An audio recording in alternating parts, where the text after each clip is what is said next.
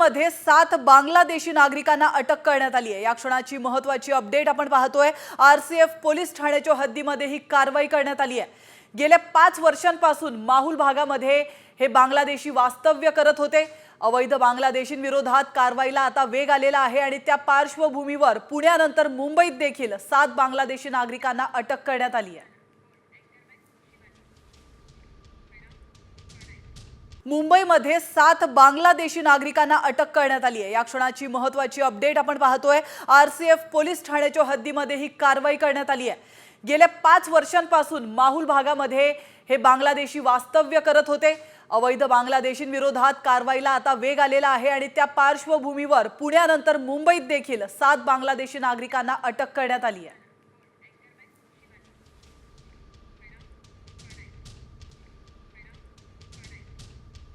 आणि आता बातमीपत्रात राज्याच्या राजकारणात खळबळ उडवून देणारी सर्वात मोठी बातमी पाहणार आहोत। राज्यामध्ये पुन्हा मोठा राजकीय भूकंप होण्याची शक्यता आहे। ठाकरे गटाचे 6 खासदार शिंदे गटाच्या संपर्कात असल्याची माहिती विश्वसनीय सूत्रांनी दिली आहे।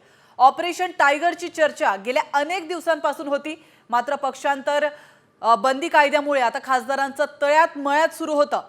या कायद्यातून वाचण्यासाठी ठाकरे गटाचे 9 पैकी 6 खासदार फुटणं आवश्यक होतं। त्यामुळे खासदारांचं मन वळवण्यासाठी वेळ घेतला गेला।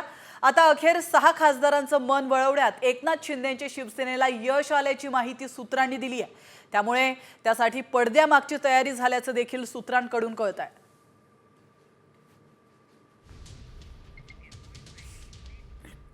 ऑपरेशन टायगर राबवतं असं वक्तव्य कुठेही केलेलं नाही आणि मी असं म्हटलं होतं की एकनाथ शिंदे साहेबांच्या नेतृत्वाखाली कुठचंही ऑपरेशन राबवायची आवश्यकता नाही।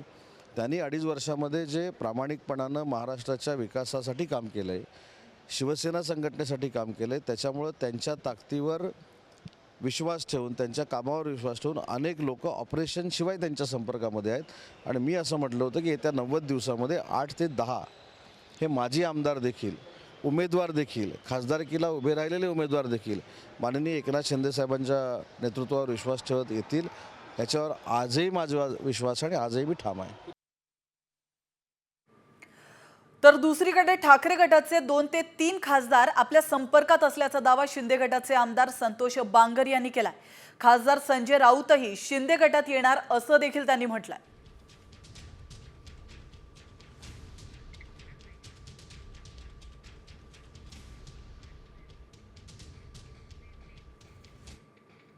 दोन 3 खासदार माझ्या संपर्कामध्ये आहेत। मी त्यांना भेटलोय।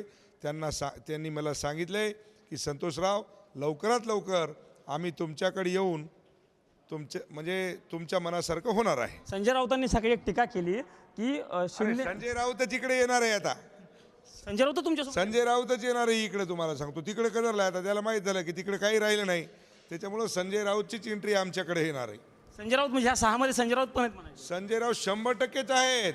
नाही आल्याच्या नंतर तर ऑपरेशन टायगर वरून ठाकरे गट आणि शिंदे गटात चांगली झुंपल्याचं पाहायला मिळत आहे। शिंदे गट हा भाजपच्या पोटात उगवलेला अपेंडिक्स आहे असा घणाघात खासदार संजय राऊतांनी केलाय। तर ठाकरे गट काँग्रेसच्या शरीरातील मूळव्याध असा पलटवार खासदार नरेश मस्के यांनी केला। हा जो आहे शिंदे गट हा भारतीय जनता पक्षाच्या पोटात उगवलेला अपेंडिक्स आहे। तो कधी कापून टाकला जाईल। पोटामध्ये एक अपेंडिक्सची गाठ येते, ती गाठ आहे अपेंडिक्सची, ती हळूहळू सुजते आणि मग ती पिकते, ती फुटते किंवा कापून टाकली जाते। तेव्हा आमचं ऑपरेशन करण्यापेक्षा तुमच्या अपेंडिक्सचं ऑपरेशन फडणवीस करतायत। जो भाजपला आलेला हा अपेंडिक्स आहे, त्याची तुम्ही काळजी घ्या। आज काँग्रेसच्या शरीरातील मूळव्याध शिवसेना उभाटा ठरलेली आहे। संजय राऊत बांडगुळाची भूमिका करतायत काँग्रेसच्या झाडावरती। संजय राऊत, आम्हाला जर तुम्ही अपेंडिक्स म्हणत असाल ते तर पोटात असतं, परंतु आपण उभाटा मूळव्याध करून ठेवलेली आहे आणि ते कुठे असतं हे मला सांगण्याची गरज वाटत नाही आहे। तर ऑपरेशन टायगरची चर्चा ठाकरे गटाच्या खासदारांनी फेटाळून लावली आहे। दिल्लीमध्ये पत्रकार परिषद घेऊन सर्व खासदारांनी एकजुटीचा नारा दिलाय। आमची वज्रमूठ आहे, 100% आम्ही पक्षाशी एकनिष्ठ आहोत असं खासदार अरविंद सावंत यांनी म्हटलेलं आहे। तर बीडच्या बातम्या रोखण्यासाठी पुढे सोडल्या जात आहेत असा आरोप देखील त्यांनी केला।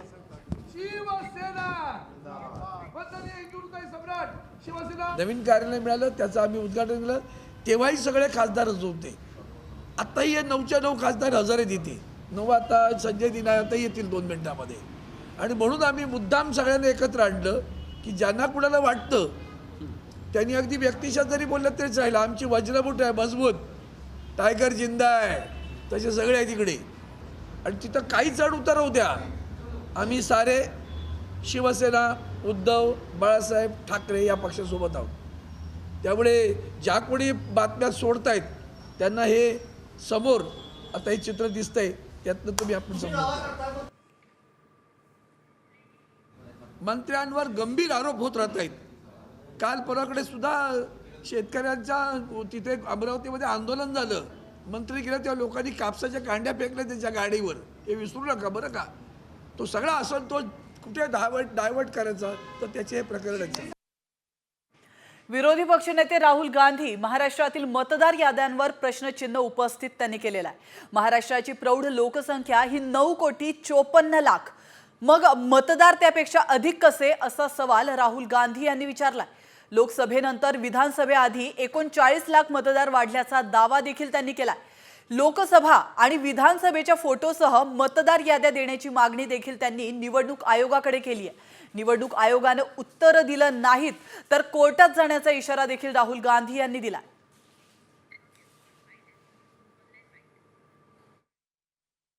हिमाचल जितने वोटर्स ऐड हुए हैं, कंस्टिट्यूएंसीज में जहां ऐड हुए हैं वहां हमारा वोट एक है, बीजेपी का वोट बड़ा है। ऐड बीजेपी के कंस्टिट्यूएंसीज में बीजेपी को जहां बीजेपी जीती है वहां ऐड हुए हैं।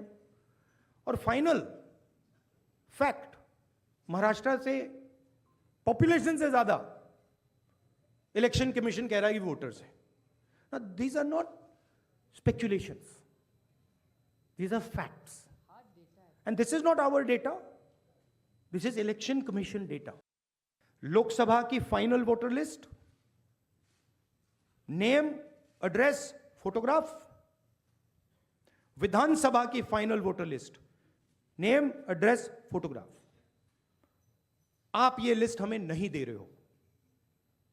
ट्रांसपेरेंसी लाना आपका काम है। तीनों राजनीतिक पार्टियां, विपक्ष की पार्टियां महाराष्ट्र की, पब्लिकली आपसे सवाल पूछ रही हैं। मैंने पार्लियामेंट में बोला, हमारे सब नेताओं ने बोला है, इलेक्शन कमीशन हमें लिस्ट नहीं दे रही। तर राहुल गांधी यांनी नेमके काय आरोप केलेत आपण पाहूयात। महाराष्ट्रातील प्रौढ लोकसंख्येपेक्षा अधिक मतदार कसे असा प्रश्न त्यांनी उपस्थित केला। प्रौढ लोकसंख्या 9,54,00,000, मग मतदार अधिक कसे असा देखील आरोप त्यांनी केलाय। गेल्या 5 वर्षात 34 लाख मतदार वाढले।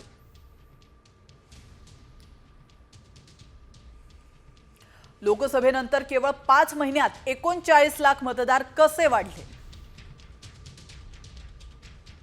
विधानसभेपूर्वी वाढलेले मतदार नेमके कोण आहेत असा प्रश्न देखील राहुल गांधी यांनी उपस्थित केलाय। तर लोकसभा आणि विधानसभेच्या मतदार याद्या फोटोसह द्या अशी मागणी देखील राहुल गांधी यांनी केली आहे।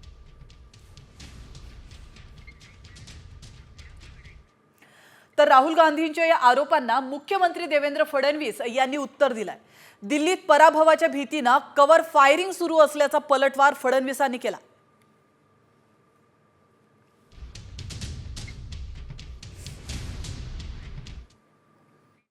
पहिले तर याचं सगळं उत्तर हे इलेक्शन कमिशनने दिलेलं आहे। किती मतदार वाढले, ते कुठे वाढले, ते कसे वाढले, इलेक्शन कमिशननी सांगितलेलं आहे। आता ही जी काही सगळी तयारी राहुल गांधींची चालली आहे ती दिल्लीमध्ये प्रचंड त्या ठिकाणी मोठा पराभव त्यांचा होणार असल्यामुळे त्याचं कव्हर फायरिंग करण्याचा प्रयत्न ते करतायत। मी वारंवार सांगतो की जोपर्यंत ते आत्मचिंतन करणार नाही आणि आपल्या मनाची खोटी समजूत काढून घेतील तोपर्यंत जनतेचं समर्थन त्यांना कधीच मिळणार नाही. आणि आता वळतोय पुढच्या महत्त्वाच्या बातमीकडे. सामान्यांसाठी ही मोठी बातमी आहे. तुमचा EMI कमी होणार आहे. रिझर्व्ह बँकेनं आज रेपो दरांसंदर्भात मोठी घोषणा केली आहे. पतधोरण समितीच्या बैठकीत रेपो दर हे 0.25% म्हणजेच 25 बेसिस पॉइंट्सनं कमी करण्याचा निर्णय घेण्यात आलाय. RBIचे नवे गव्हर्नर संजय मल्होत्रा यांच्या अध्यक्षतेखाली पतधोरण समितीची बैठक पार पडली आहे. त्यात रेपो रेट कमी करण्याचा निर्णय घेतला गेलाय. तब्बल 5 वर्षात पहिल्यांदाच RBI कडून व्याजदर कपात करण्यात आली आहे. केंद्र सरकारने यंदाच्या अर्थसंकल्पात 12 लाखांपर्यंतचं उत्पन्न करमुक्त करण्याची घोषणा केली आहे आणि त्यानंतर आठवडाभरातच RBIनं व्याजदर कपातीचा निर्णय जाहीर केलाय. त्यामुळे आगामी काळात गृह आणि वाहन कर्जे स्वस्त होण्याची शक्यता निर्माण झाली आहे. तुमचा EMI किती कमी होणार आहे त्यावरही एक नजर टाकूयात ग्राफिक्सच्या माध्यमातून. तर आपण पाहतोय 20 लाखाचं कर्ज असेल, व्याजदर 8.50%, EMI जर 17,356 असेल तर नवा EMI हा जवळपास 300 रुपयांनी कमी होणार आहे. 17,041 रुपये तुम्हाला मोजावे लागणार आहे. 25 लाखाच्या कर्जावर नवा EMI तुम्हाला 21,696 रुपये. 30 लाखाच्या कर्जावर नवीन EMI तुम्हाला द्यावा लागणार आहे 25,562 रुपये. 50 लाखांच्या EMI वर 42,603 रुपये आणि 1 कोटीचा जर तुमचा कर्ज असेल तर त्यावर तुम्हाला 86,782 रुपये इतका EMI द्यावा लागणार आहे.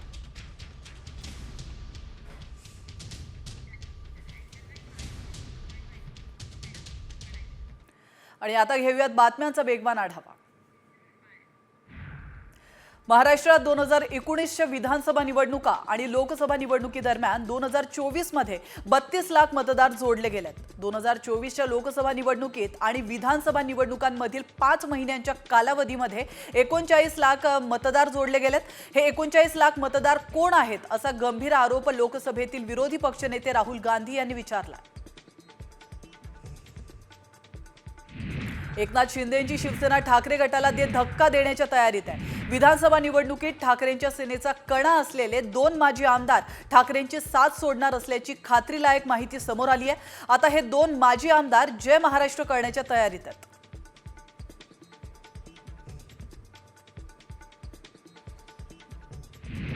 एकीकडे राजकीय वर्तुळात ऑपरेशन टायगरची चर्चा सुरू असताना नवी दिल्लीतील ठाकरेंच्या शिवसेनेच्या संसदीय कार्यालयाचं उद्घाटन करण्यात आलंय.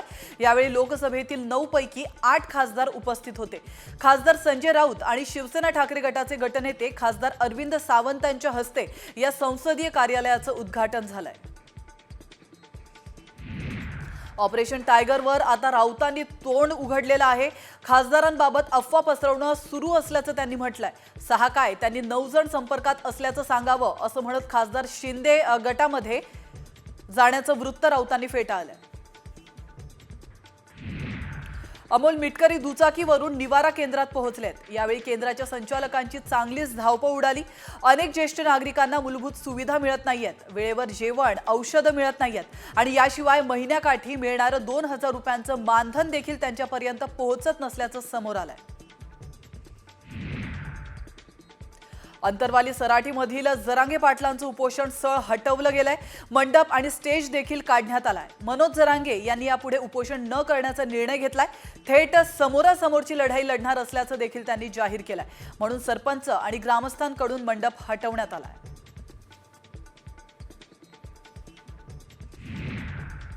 बीडच्या सांगवी गावाजवळ टेम्पो आणि जीपचा भीषण अपघात झालाय. अपघातात 2घांचा मृत्यू तर 3 जण जखमी झालेत. जखमींवर रुग्णालयात उपचार सुरू आहेत. लग्नाचा बस्ता खरेदी करण्यासाठी जात असलेल्या वाहनाला हा अपघात घडला. भांडूपच्या लेक रोड परिसरामध्ये एक भरधाव टेम्पोने एका दुचाकीस्वाराला आणि फेरीवाल्याला उडवलाय. अपघाताचा थरार सीसीटीव्ही कॅमेऱ्यात कैद झालाय. या दुर्दैवी घटनेत दुचाकीस्वार आणि फेरीवाल्याला दोघेही गंभीर जखमी झाल्याचं कळतंय. तर अपघातानंतर पळून जाणाऱ्या टेम्पो चालकाला नागरिकांनी पकडून पोलिसांच्या स्वाधीन केलाय. नवी मुंबईत रबाळ उड्डाणपुलावरून डंपर थेट खाली रस्त्यावर पडलाय. तर डंपर चालकाचे वेगावरील नियंत्रण सुटल्याने हा अपघात घडल्याचं कळत आहे। त्यात 2 जण जखमी असल्याची प्राथमिक माहिती समोर आली आहे।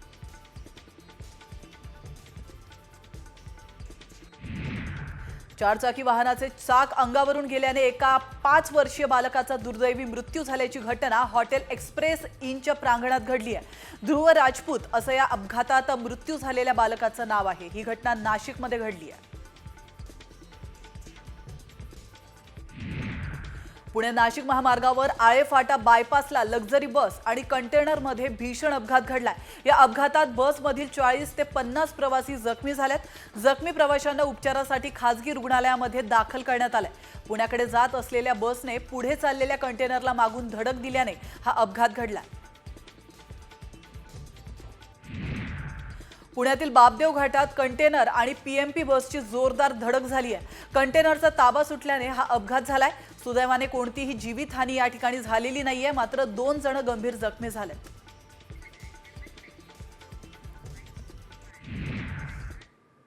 आणि आता एक महत्त्वाची बातमी आहे। तुम्ही शिक्षक भरती घोटाळा ऐकला असेल, मात्र थेट शिक्षकांच्या पगारवाढीचा घोटाळा कधी तुम्ही ऐकलाय का? नाही ना?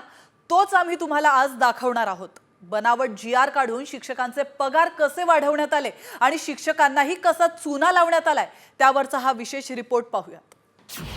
शिक्षकांची पगारवाढ बोगस, बनावट GR काढून शिक्षकांची फसवणूक, बनावट GR मधून पगारवाढीचं रॅकेट। पगारवाढ हा सर्वच कर्मचाऱ्यांसाठी जिव्हाळ्याचा विषय, मात्र याच पगारवाढीमुळे राज्यात अनेक शिक्षकांची फसवणूक झाल्याच्या रॅकेटचा पर्दाफाश झालाय। विशेष म्हणजे या पगारवाढीसाठी चक्क बनावट GR काढण्यात आल्याची धक्कादायक बाब उघड झाली। पुणे जिल्हा शिक्षण मंडळाच्या माध्यमिक शाळांमधील कला शिक्षकांना पदवीधर वेतन श्रेणीचा लाभ मिळवून देण्यासाठी हा कारनामा करण्यात आला।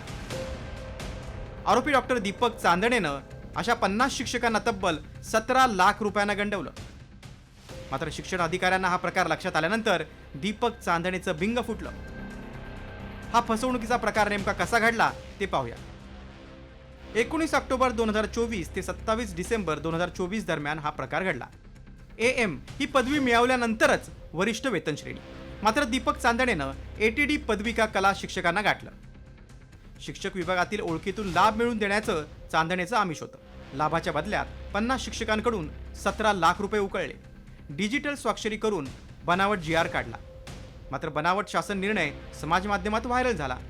शिक्षण अधिकारी डॉक्टर भाऊसाहेब कारेकरांच्या निदर्शनास ही बाब आली। याबाबत शिक्षण आयुक्तांनी एक समिती स्थापन केली आहे। या समितीचा अहवाल ACBला दिलाय आणि त्यानुसार चौकशी सुरू आहे। दरम्यान या प्रकरणात अजूनही काही लोकांचा समावेश असण्याची शक्यता आहे। चौकशी समिती नेमलेली आहे, गुन्हा दाखल झालेला आहे, चौकशी पण चालू आहे आणि गुन्ह्यामध्ये काय निष्पन्न होईल त्याप्रमाणे कारवाई होईल। कला शिक्षकांच्या नियुक्तीच्या संदर्भातलं प्रकरण आहे, परंतु ते सर्व चौकशी त्या प्रकरणाची चालू आहे आणि चौकशीनंतर त्याच्यावर भाष्य करणं योग्य राहील। त्यामध्ये ब्युरोनी चौकशी केली आणि चौकशीमध्ये असं लक्षात आलं आहे की हा GR जो आहे हा बनावट GR आहे आणि या GRच्या माध्यमातून 50 कला शिक्षकांना जे डिप्लोमाधारक आहेत त्यांना वाढीव वेतन श्रेणी देण्याचा प्रयत्न केला गेला होता आणि तो जो GR ज्या व्यक्तीने बनवला आणि त्याकरता काही त्यांनी पैसेसुद्धा घेतले, त्या व्यक्तीला अँटी करप्शन ब्युरोच्या पुणे युनिटने कालच परवा अटक केलेली आहे।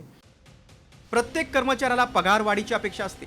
या पगारवाढीसाठी सगळेच जण आपापल्या परीने प्रयत्न करतात। शैक्षणिक पात्रता नसतानाही पगारवाढीच्या लोभामुळेच या शिक्षकांची फसवणूक झाली आणि त्यांच्या या लोभीपणामुळेच दीपक चांदणे सारख्यांचं उखळ पांढरं होतंय, हेही तेवढंच खरं। दीपक चांदणेच्या बरोबर अनेक त्याचबरोबर शिक्षण विभागातील अनेक अधिकारीही आता ACBच्या रडारवरती आहेत। त्यामुळं हा घोटाळा नक्कीच मोठ्या अधिकाऱ्यांपर्यंत जाण्याची शक्यता वर्तवण्यात येते आहे। कॅमेरामन आदर्श कटकेसह सागर आव्हाड, साम TV, पुणे।